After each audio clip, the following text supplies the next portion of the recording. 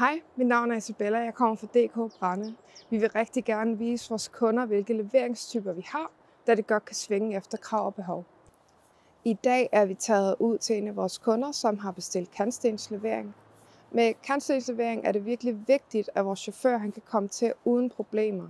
Det betyder altså også, at den ikke skal skulle stå i vejen for trafikken.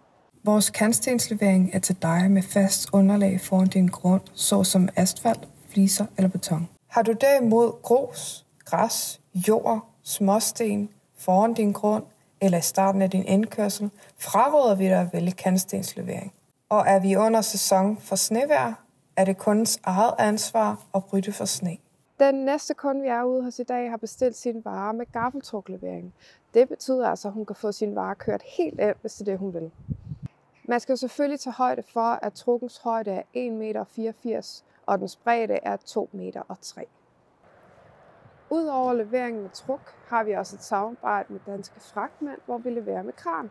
Hvis du bestiller levering med kran, er det vigtigt at vide, at lastbilchaufføren ikke medbringer palleløfter eller truk. Selve kranen kan række 4-6 meter ud fra siden af lastbilen. Det skal være muligt at køre frem til adressen med lastbil på et kørefast underlag. Dette gælder også under vinterperioder, hvor der skal ryddes for sne. Har du yderligere spørgsmål vedrørende vores leveringsmetoder, såsom øtillæg, kan du altid hoppe ind på vores hjemmeside.